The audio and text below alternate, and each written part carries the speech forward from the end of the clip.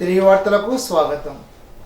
పరమ పవిత్రమైన శేషాద్రి నిలయం కలియుగ ప్రత్యక్ష దైవం శ్రీ వెంకటేశ్వర వారి ఆలయ ప్రసాదం అపవిత్రం కావడంతో దేశవ్యాప్తంగా భక్తుల మనోభావాలు దెబ్బతీసే విధంగా అపవిత్రం చేసిన సంఘటన పునరావృతం కాకుండా చర్యలు చేపట్టాలని కోరుతూ హిందూ సంఘాలు, హిందూ ధార్మిక సంఘాలు పెనుగొండలో శోభయాత్ర నిర్వహించారు.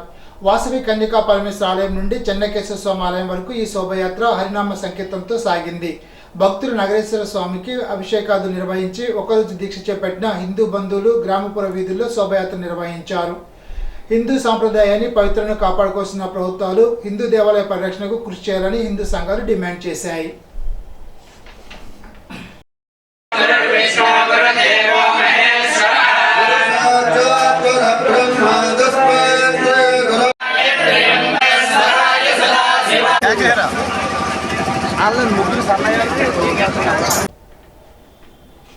ఖరీఫ్ ధాన్యం కొనుగోలు కేంద్రాన్ని వెంటనే సిద్ధం చేయాలని ఆంధ్రప్రదేశ్ రాష్ట్ర పౌర సరఫరాల సంస్థ VC&MD అజీర్ జిలానీ సమ్మున్ అన్నారు. శనివారం గణపవరం మండలం కేశవరం రైతు సేవా కేంద్రానికి వెళ్లి అక్కడ పనిచేసే సిబ్బందితో సమీక్షా సమావేశాన్ని నిర్వహించారు. గత సీజన్లో ధాన్యం కొనుగోలు ప్రక్రియలో ప్రభుత్వం నుండి రైతులకు ఏమైనా ఇబ్బందులు ఉన్నాయని రైతులతో చర్చించారు. ఈ సందర్భంగా గణపవరం రైతులు ట్రాన్స్పోర్ట్ వెహికల్స్ తక్కువగా ఉండడం వల్ల అనుకున్న సమయానికి మిల్లుకు ధాన్యం తీసుకెళ్లడానికి ఇబ్బందులు కలిగినట్లు వివరించారు. 100 రోజుల ఎన్డీఏ ప్రభుత్వ పాలనలో జరుగుతున్న అభివృద్ధిని చూస్తే మంచి ప్రభుత్వాన్ని ఎన్నుకున్నామనే భావన అందరిలో కలుగుతోందని తాడేపల్లిగూడెం శాసనసభ్యులు బొలిశెట్టి శ్రీనివాస్ పేర్కొన్నారు. వీకర్స్ కాలనీ నాన్న కళ్యాణ మండపంలో మహిళా శిశు సంక్షేమ శాఖ ఆధ్వర్యంలో జరిగిన సామూహిక శ్రీమంతం, పౌష్టికాహార పంపిణీ, మిషన్ వాత్సల్య పథకం ద్వారా లబ్ధిదారులకు అందించే కార్యక్రమంలో ఆయన ముఖ్య అతిథిగా పాల్గొని ప్రసంగించారు. గత ప్రభుత్వ అనాలోచిత నిర్ణయాల వల్ల కూటమి ప్రభుత్వం ఏర్పడే నాటికి ఖాళీ ఖజానాతో పాలన మొదలు పెట్టాల్సిన పరిస్థితి ఏర్పడిందని అన్నారు. కనీసం జీతాలు కూడా ఇవ్వలేని పరిస్థితుల్లో ముఖ్యమంత్రి ప్రమాణ స్వీకారం చేసిన చంద్రబాబు తన అనుభవాన్ని అంతా జోడించి సకాలంలో జీతాలు చెల్లించడంతో పాటు ఇచ్చిన హామీలన్నీ నెరవేర్చే దిశగా పాలన కొనసాగిస్తున్నారని అన్నారు. రాష్ట్ర ప్రభుత్వ ఖజానాలో నిధులు లేకున్నా ఎన్డీఏ కూటమిలో ఉన్న నేపథ్యంలో కేంద్ర ప్రభుత్వం నుంచి వచ్చిన నిధులను దారి మళ్లించకుండా నేరుగా ప్రజలకే పథకాలు అందేలాగా ప్రణాళిక రూపొందించడం జరిగిందని తెలిపారు. అన్ని చోట్ల కూడా కాంట్రాక్టులు లక్షలాది రూపాయలు బిల్లు ఇవ్వాలి, చాలా మంది జీతాలు ఇవ్వాలి, పెండింగ్ శాలరీస్ ఇవ్వలేదు. మరి ఇలాంటి ప్రభుత్వాన్ని మనం పంపించి ఉన్నాం. ఈ రోజు రాబోయే ప్రభుత్వాలు కొంత ఆలస్యమైనప్పుడు కూడా ఇవాళ మరి గడిచిన 5 సంవత్సరాల్లో ఏ రోజు కూడా టైంకి రైతులు డబ్బులు ఇవ్వాలి. 1650 కోట్ల రూపాయలని నువ్వు పెండింగ్ పెట్టి వెళ్తే చంద్రబాబు గారు రాగానే 10 రోజుల్లో మనం డబ్బులు ఇద్దామని చెప్పి ఆ మంత్రిని ఆదేశించి ఒకసారి 1000 కోట్లని, ఒకసారి 650 కోట్లు రిలీజ్ చేసి మనకి ఇచ్చిన ఘనత ఈ ప్రభుత్వం దొరుకుతుంది. మరి ఇలాంటివన్నీ కూడా మనం ఒకసారి డిస్కస్ చేసుకున్నప్పుడు, ఇలాంటి సమయంలో మనం మాట్లాడుకున్నప్పుడు ప్రభుత్వం మంచి చేసిందా, చెడ్డ చేసిందా, ఎలాంటి ముఖ్యమంత్రిని ఎన్నుకున్నాం, ఎలాంటి ఎమ్మెల్యేని ఎన్నుకున్నాం, ఎలాంటి రాజకీయాలు ఎన్నుకున్నాం అనేది డిస్కస్ వచ్చినప్పుడే మనలో ఉన్న మంచితనం కానీ, లేదా మనలో ఉన్న లంచగొండితనం కానీ, మనలో ఉన్నటువంటి కూడా కానీ బయటపడే అవకాశం ఉంది. కాబట్టి మనం ఏ తప్పు చేయనప్పుడు ధైర్యంగా మాట్లాడచ్చు. తప్పు చేస్తే మనం మాట్లాడతాకే మైకు హక్కులేదు, ఏం హక్కులేదు, మనం పక్కన కూర్చోవచ్చు. కాబట్టి మనం ఏ తప్పు చేయలేదు కూడా. కాబట్టి ఏ మంచి పనికైనా సరే నేను మీతో ఉంటానని చెప్పి నేను మీ అందరి దగ్గర ఈ అవకాశం ఇచ్చినటువంటి మీ అందరికి కూడా మరొకసారి నమస్కారం తెలియజేసుకుంటూ, తాడేపల్లిగూడెంలో రంగస్థల కళాకారుల సంక్షేమ సంఘం 148వ సమావేశం సంఘాధ్యక్షుడు సూరంపూడి వెంకటరమణ అధ్యక్షతన నిర్వహించారు. ఈ సందర్భంగా రొక్కం లావణ్య అనే పేద కళాకారునికి ఆర్థికంగా సత్కరించారు. తాడేపల్లిగూడెం మున్సిపాలిటీలో పారిశుధ్య పర్యవేక్షకుగా పనిచేస్తున్న నేతగా నిరంజనిని ఉద్యోగ సేవ పురస్కారంతో సత్కరించారు. తాడేపల్లిగూడెంకి చెందిన సంగీత విద్వాంసురాలు చిక్కాల సుస్మితను కళా సత్కారం చేశారు.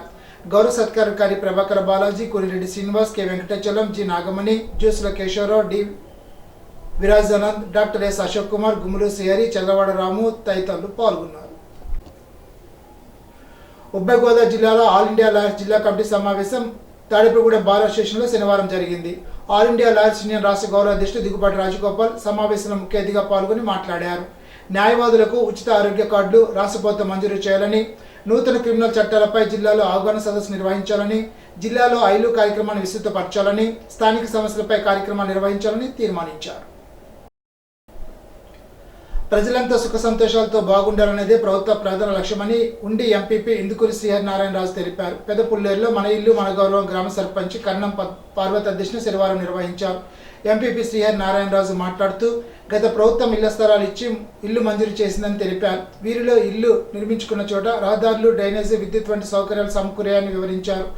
ఎంపీడీఓ ఎస్ రవీంద్ర మాట్లాడుతూ ప్రభుత్వం లబ్ధిదారులందరికీ ఇల్లు నిర్మించాలని ప్రధాన లక్ష్యమని అన్నారు. రూఫ్ లెవెల్ స్థాయిలో ఉన్న ఇళ్లను అక్టోబర్ నెలాఖరుకు పూర్తి చేయాలని సూచించారు. కార్యక్రమంలో గ్రామ కార్యదర్శి శివాజీ, గ్రామ తెలుగుదేశం పార్టీ అధ్యక్షుడు నింపల్లి సత్యనారాయణరాజు, విఆర్ఓ దాసు తదితరులు పాల్గొన్నారు.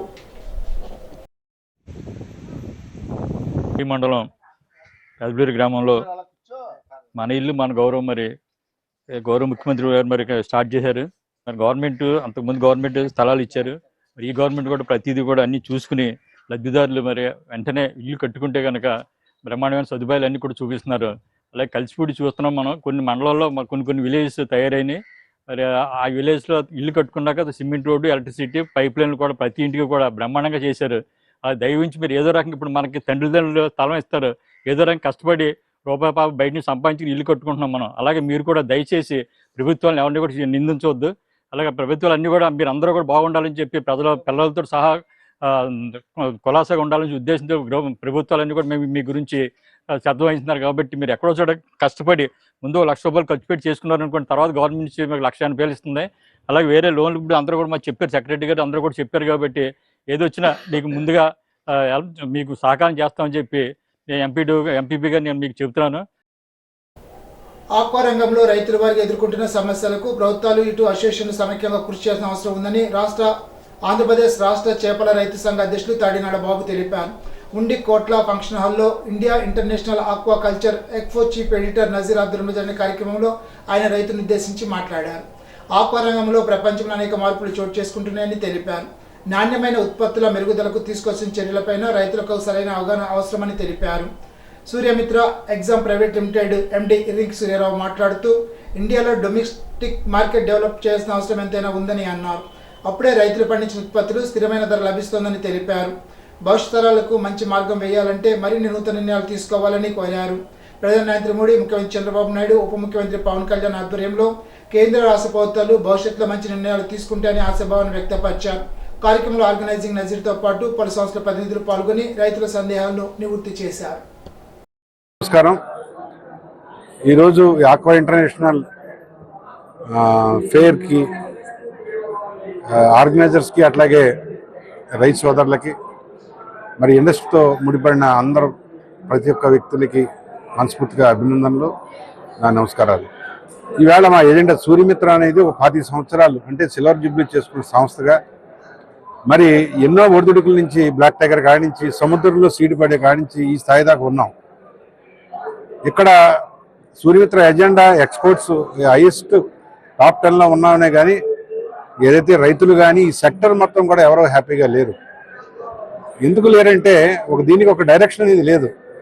ఎవరిష్టానుసారం దానికి వెళ్ళిపోవడం వల్ల ఇబ్బందులు జరిగినాయి.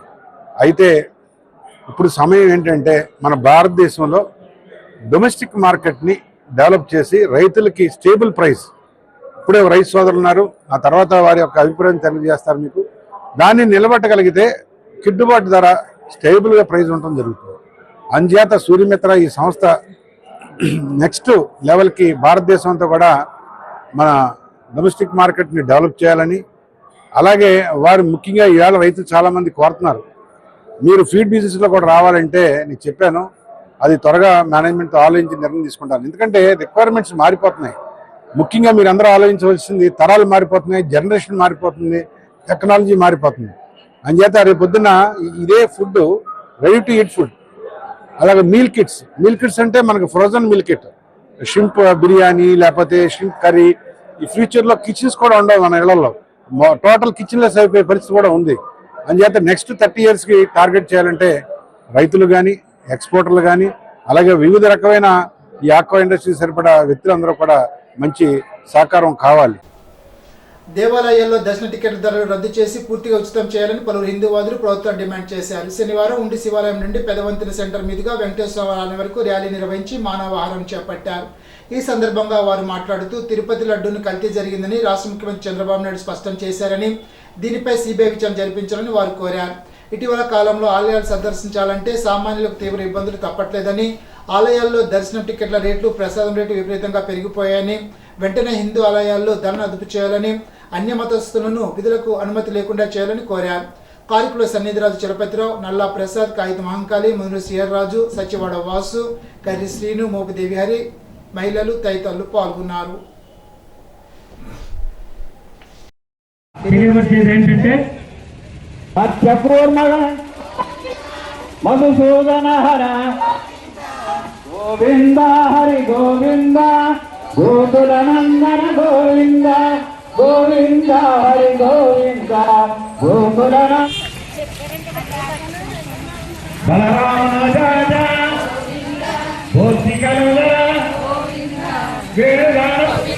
ధర్మాల పట్ల ఆచార వ్యవహారాల పట్ల కొన్ని అపశృతులు జరుగుతున్నాయో దాన్ని ఖండిస్తూ ఈరోజు మన ఉండి మండలం ఉండి గ్రామంలో ఈ యొక్క ర్యాలీ కార్యక్రమాన్ని నిర్వహించడం జరుగుతున్నది. దీని ముఖ్య ఉద్దేశం ఏదైతే మన హిందూ దేవాలయాల్లో కొన్ని జరుగుతున్న అపచారాల పట్ల, అలాగే దర్శనాల పట్ల, ప్రసాదాల పట్ల, దేవాలయ వ్యవస్థ పట్ల కొన్ని అవకతవకలు ఏవైతే నిర్వహిస్తున్నారో అవన్నీ కూడా ప్రభుత్వం వారికి తెలియజేస్తూ ఈ యొక్క కార్యక్రమాలు ఏదైతే ప్రధాన దేవాలయాలు ఉన్నాయో ఆ దేవాలయాలు, గోశాలలు అన్ని చోట్ల ఏర్పాటు చేయడం ద్వారా ఈ యొక్క కల్తీ అనే అవకాశం లేకుండా పోతుంది. అలాగే ప్రతి ప్రధాన దేవాలయంలో అనేక వేల కోట్ల రూపాయలు అన్య కార్యక్రమాలకు ఉపయోగిస్తున్నారు. కాబట్టి హిందూ ధర్మాన్ని, హిందూ ప్రసాదాలను, పవిత్రతను కాపాడవలసిన హిందూ దేవాలయాలు ఏవైతే ఉన్నాయో అవన్నీ కూడా ఆ ముడి సరుకులను కూడా ఆ దేవాలయాలే నిర్వహించేలాగా, ఆ కార్యక్రమాల వల్ల హిందూ సోదరీ సోదరులకు కొన్ని ఉద్యోగ అవకాశాలు, ఉపాధి అవకాశాలతో పాటు స్వచ్ఛతకు, ఆ యొక్క పవిత్రతకు ఇబ్బంది కలగని రీతిలో జరుగుతాయి. కాబట్టి ఇవన్నీ కూడా పరిగణనలోకి తీసుకుని తద్వారా ఈ కార్యక్రమాలు నెరవేర్చాలని పాలకుల్లో కార్యాలయంలో పాలకుల ప్రభుత్వ ఆసుపత్రి 50 పడకల స్థాయి నుంచి 100 పడకల స్థాయి పెంపుకు సంబంధించి కొత్త భవనంలో అవసరమైన సౌకర్యాలు, వివిధ విభాగాల ఏర్పాటు అంశాలపై ఆసుపత్రి వైద్యులు, ఇంజనీరింగ్ అధికారులతో చర్చించి అందుకు అనుగుణంగా పలు సూచనలు చేశారు. పనులు వేగవంతంగా పూర్తి చేయాలని ఆదేశాలు చేశారు. పాలకొల్లు శ్రీ SSM ప్రభుత్వ డిగ్రీ కళాశాల జరిగిన ఫ్రెషర్స్ డే వేడుకల్లో జనవరుల శాఖ మంత్రి డాక్టర్ నిమ్మల రామానాయుడు పాల్గొని సరస్వతీదేవి కళాశాల దాత అద్దెపల్లి సత్యానమూర్తి విగ్రహాలకు పూలమాల వేసి సభలో విద్యార్థులను ఉద్దేశించి ప్రసంగించారు.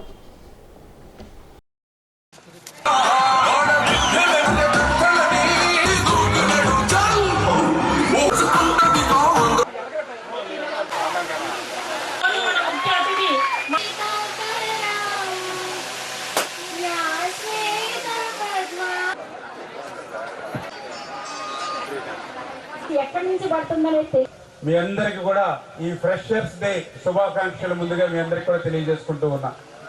మనకు ముందు చదువుకున్నటువంటి ఎంతో మంది కనీసం పాలకులలో డిగ్రీ వరకు చదువుకోగలుగుతున్నామనేదంటే అది అద్దేపల్లి సత్యనారాయణ మూర్తి గారు ఆయన ఇచ్చినటువంటి వరం మనందరికీ కూడా.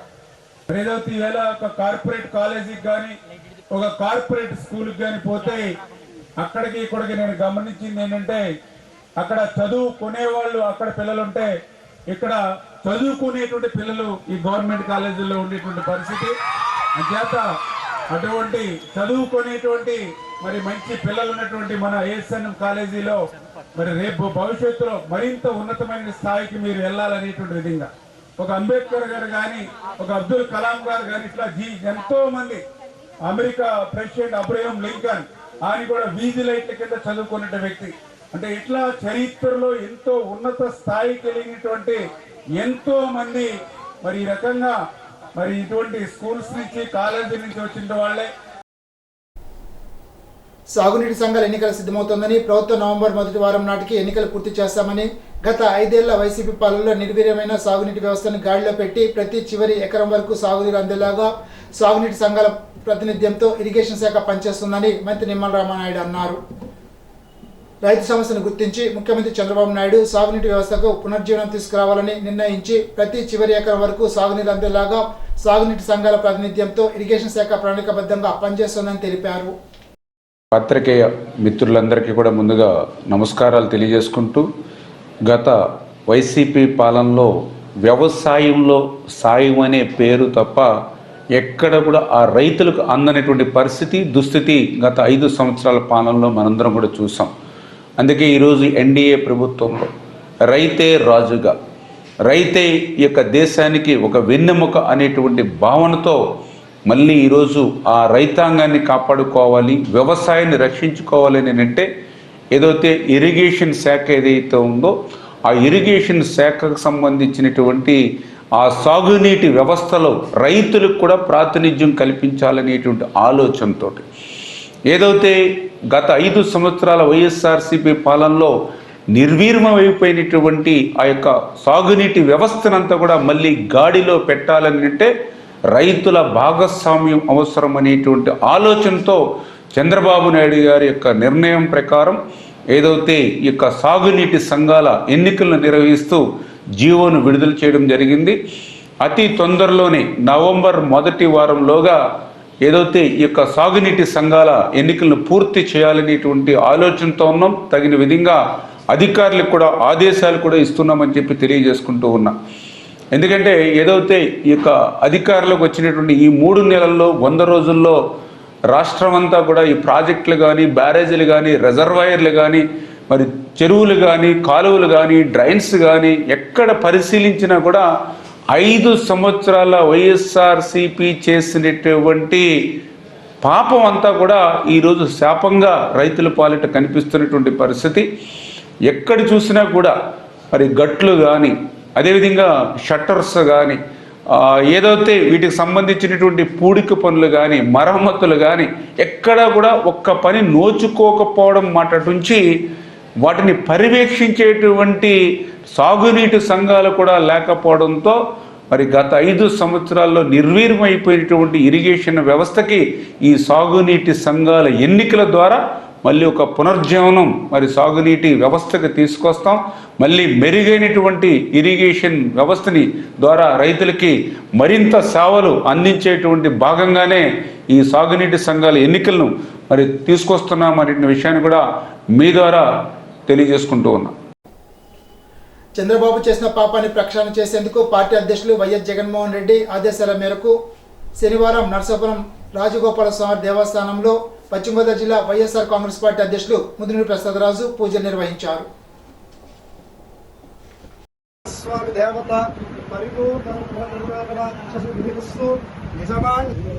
రాష్ట్ర వ్యాప్తంగా ఈ రాష్ట్రమే కాదు, భారతదేశమే కాదు, ప్రపంచ దేశాలకి ఆరాధ్యంగా ఉన్నటువంటి శ్రీ కలియుగ వెంకటేశ్వర స్వామి దేవస్థానం మీద ఒక కళంకితమైనటువంటి ఆరోపణ ఈ రాష్ట్ర ముఖ్యమంత్రి చేయటం జరిగింది. శ్రీవారికి